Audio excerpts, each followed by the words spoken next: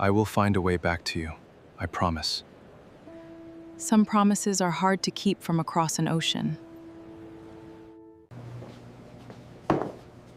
My father showed me a signed report. I believed him. I never took that test. Someone lied to us both.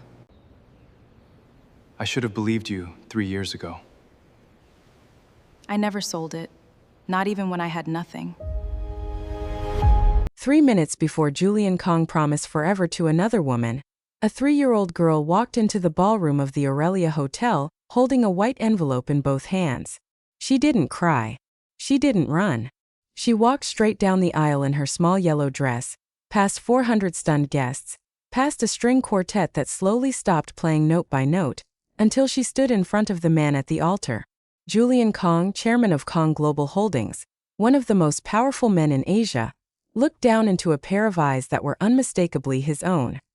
His bride's bouquet trembled in her hands. His father's face drained of color in the front row.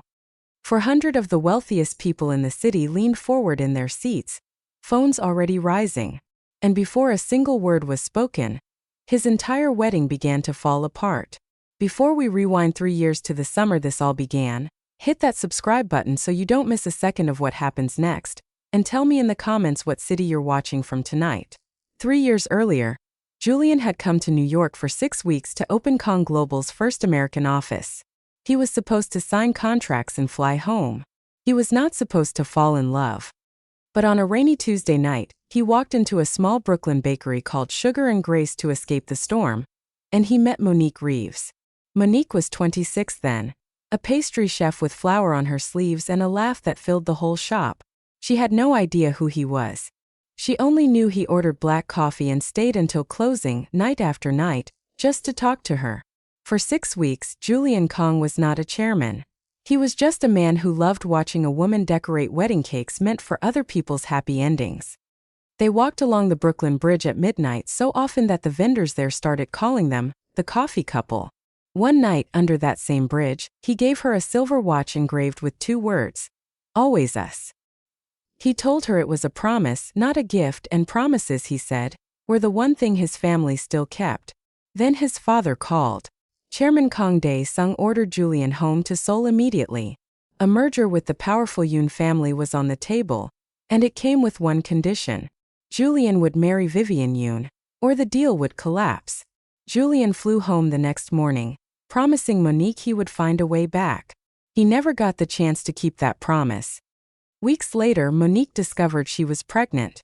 She called Julian's phone. Disconnected. She wrote to his office. No reply ever came. Desperate, 7 weeks along, she flew to the Kang Global Tower and asked to see him. She never saw Julian that day. She saw his father instead. Chairman Kang looked at her like she was something he'd stepped in. He told her Julian didn't want to see her, didn't believe the baby was his, and never wanted to hear her name again. Security walked her out through the lobby in front of a room full of strangers, her arms wrapped around herself, her cheeks burning with a shame that wasn't hers to carry. What Monique never knew was that Julian never said any of those words. His father had shown him a paternity report stamped and signed that said the baby wasn't his. Julian never asked where the report came from. His father had never lied to him before. This time he was wrong. Monique cried in her car for 20 minutes that day, then wiped her face, drove home, and never let herself cry over him again. Not once. Not even on the night Hope was born alone in a hospital room with no father's name on the paperwork. 3 years passed. Monique never went back to Kang Global, and she never told a soul who her daughter's father really was, not even Hope herself. She built a life in Brooklyn out of flour, butter, and stubborn hope. Sugar and Grace stayed open through 2 winters where she skipped her own dinner so Hope could have hers. Through a broken oven she fixed herself with a video tutorial, and through nights she rocked a wheezing toddler to sleep because the good inhaler cost more than that week's rent. Hope's eyes were dark and sharp, so much like someone else's that strangers sometimes stopped to stare. Monique never explained why. Then, on a Tuesday morning that started like any other, her phone rang. A luxury event company was planning the wedding of the season at the Aurelia Hotel, and they wanted Sugar and Grace to design the cake. The pay was triple her normal rate, enough to cover Hope's asthma specialist for a year and finally catch up on rent. The client's name was kept confidential, standard for high-profile clients, they said. Monique almost said no. Something about it made her uneasy, but she thought about Hope's inhaler and about the landlord's second notice taped to her door, and she said yes. She should have listened to that uneasy feeling. At the design consultation a week later, an assistant slid a folder across the table with the couple's engagement photo, the one they wanted recreated in sugar and fondant on top of a 5-tier cake. Monique opened the folder and stopped breathing. Julian. If your heart is already breaking for Monique, make sure you're subscribed, because what happens next is going to change everything you think you know about this story. She almost walked out. She almost called the whole thing off and forgot the money existed. But she thought of Hope's small shoulders shaking through a bad asthma night, and she swallowed everything she felt and stayed in the chair. 2 weeks later, at the final tasting, Julian walked into the room. He stopped in the doorway like he'd hit a wall. For 1 second, 3 years disappeared, and it was only the two of them again, standing in the rain outside Sugar and Grace. Then his face closed like a door. Down the hall, Vivian Yoon's laugh drifted through the wall as she approved centerpieces, close enough that Julian lowered his voice to almost nothing. "You need to leave this account," he said quietly, once the assistant stepped out. "I have a contract," Monique said, "and a daughter who needs the money more than I need your comfort, Julian." Something in his jaw tightened at the word daughter, but he said nothing about it. "Please," he said instead. "Just walk away." "You walked away first," she said. "I'm not doing it twice." She left the room with her chin high and her hands shaking the whole elevator ride down. Julian couldn't sleep that night. Something about the word daughter kept circling his mind like a warning bell he didn't want to hear. 3 days later, he found her address in the vendor file and showed up at Sugar and Grace after closing, standing outside in the same kind of rain that started everything. "Why are you really doing this?" he asked when she opened the door. "Trying to get money out of me before the wedding? My father showed me the test, Monique. I know the truth." "What test?" Monique's voice went very still. "Julian, I never took any DNA test. Nobody from your family ever asked me for one. Your father had security drag me out of your building before I could say 2 sentences." Julian went pale. "There was a report.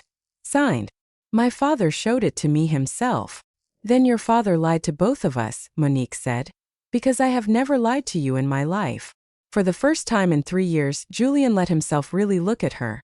And for the first time, he let himself wonder what else his father might have taken from him. Julian couldn't let it go. Late that night, in his home office, he dug the old paternity report out of a locked drawer he hadn't opened in 3 years and read it line by line for the first time in his life instead of simply trusting the signature at the bottom. He called the lab listed on the report the same one his father had shown him 3 years ago. The lab had no record of ever receiving a sample from Monique Reeves. None. He called again, pressed harder, and a nervous technician finally admitted, off the record, that a man matching his father's description had paid him years ago to sign paperwork he never actually processed. The ground shifted under Julian's feet. Meanwhile, Chairman Kang sensed his son slipping away from the plan. He sent an assistant to Sugar and Grace with a check and a new non-disclosure agreement, offering Monique triple what he'd offered her 3 years ago to disappear quietly before the wedding. The assistant noticed the glint of a small silver watch on her wrist before he left, a detail he made sure to report straight back to Chairman Kang. This time Monique didn't take the check. She looked the assistant dead in the eye and said, "Tell Mr. Kang I don't scare as easy as I used to, and I definitely don't sell my daughter for a signature." 2 nights later, Julian came back to the bakery, but this time he wasn't there to ask her to leave. He was there to ask if he could meet his daughter. Monique's hands trembled as she opened the door wider. Hope looked up from her coloring book with her father's exact eyes, studied the stranger for a long moment, and then held up a purple crayon drawing. "This is my mommy's bakery," she announced, completely unbothered by the tears suddenly filling the tall man's eyes. Julian knelt slowly to her height. "It's beautiful," he whispered, his voice breaking on the word. Later, after Hope fell asleep, Monique told him the truth she'd never said out loud. "I named her Hope because it was the only thing I had left after you disappeared. I never stopped believing you'd come back one day and see her." Julian reached for her hand. "I should have come myself instead of trusting a piece of paper," he said. "I will spend the rest of my life making that right."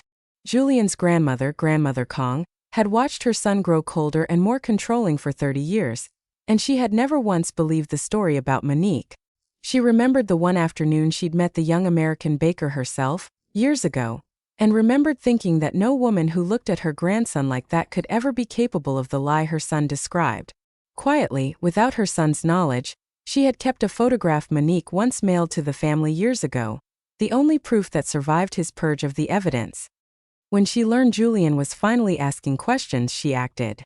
She arranged a private, independent paternity test through a lab her son had never heard of, using a lock of Hope's hair from a supervised visit, and she personally tracked down the technician who confessed everything, convincing him to put it in writing.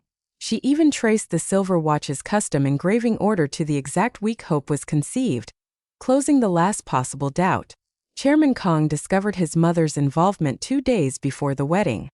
Furious, he moved the ceremony up, threatened to pull Sugar and Grace's business license through a contact at the city permit office, and warned Julian that choosing that woman would cost him everything. His company, his family name, his inheritance. "Stay with me because in just a few minutes one envelope is about to bring an entire wedding to its knees. If you don't want to miss it, hit subscribe right now." Julian stood at the altar of the Aurelia Hotel 3 days later, watching Vivian Yoon walk toward him in white, knowing exactly what his father expected him to do, and knowing exactly what his heart was screaming instead. Grandmother Kang sat in the second row, a sealed envelope hidden inside her handbag, waiting for the right moment. The officiant asked if anyone objected to the union. The room stayed silent. Then the doors at the back of the ballroom opened, and a 3-year-old girl in a small yellow dress walked in, holding the envelope her great-grandmother had pressed into her small hands, walking straight down the aisle toward the only father she had ever seen in photographs. 400 guests turned. The string quartet faltered into silence. Julian's breath caught in his throat as Hope stopped directly in front of him and held up the envelope with both hands. "Grandma Kang said to give you this," she said, in a voice that carried through the entire stunned ballroom. Julian knelt, took the envelope with shaking hands, and opened it in front of everyone. Inside was an independent DNA report confirming what his heart had already known for weeks, along with a signed statement from a lab technician confessing that Chairman Kang Dae-sung had paid him to falsify the original paternity test 3 years earlier.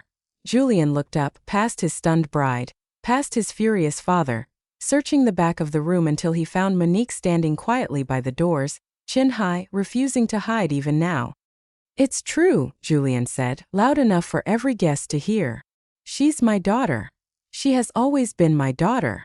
Chairman Kang surged forward, hissing for someone to remove the child, insisting the document was fabricated. Grandmother Kang rose slowly from her seat, silencing the entire room with nothing but her presence. "I ran that test myself," she said, "because I refused to believe my own son could lie this cruelly to protect a business deal. I have his confession in writing." "Explain that, Dae-sung." Chairman Kang opened his mouth to argue, glanced at 400 guests holding up their phones, and closed it again. There was nothing left to spin. Vivian Yoon lifted her veil, looked at the man she almost married, and with quiet grace said, "I deserve a marriage that isn't built on someone else's stolen child." She turned and walked out with her family, her dignity fully intact, leaving the Yoon merger in ruins behind her. The Yoon family withdrew their business from Kang Global within the hour, unwilling to let their daughter's name sit anywhere near the scandal. The board of directors, watching the story unfold live through 100 phones in the room, called an emergency vote and removed Chairman Kang from power by the end of that same week. The empire he had tried to protect with a lie collapsed under the weight of that same lie. Julian didn't chase the falling empire. He knelt in front of his daughter first, right there at the altar, and gently took her small hand. "Thank you for finding me," he whispered. Hope studied him for a moment, then smiled the same unhurried smile her mother always gave him, and simply said, "You're welcome," like it was the easiest thing in the world. Then he walked to Monique. "I'm not asking you to forgive 3 years overnight," he said quietly, guests and cameras and his father's ruin fading into background noise around them.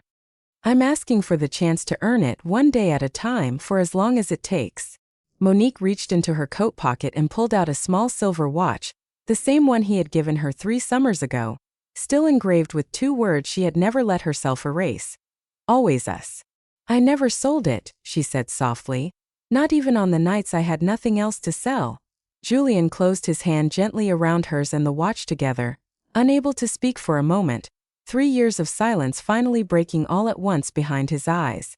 Grandmother Kang stepped forward and pulled them both into her arms. A family finally standing in the truth instead of hiding from it. Julian didn't get his billion-dollar merger that day. He got something his father's money had never been able to buy.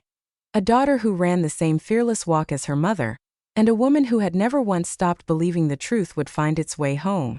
Some love stories don't end at the altar. They begin there once every lie has finally burned away. If this story touched your heart tonight, that's exactly why we make them. Before you go, if you're new here, welcome to Empire City Romance Stories, your home for stories just like this one. Hit subscribe, tap that like button, and turn on notifications so you never miss the next one. Tell us in the comments. Do you think Julian did enough to earn Monique's trust back? We'll see you in the next story.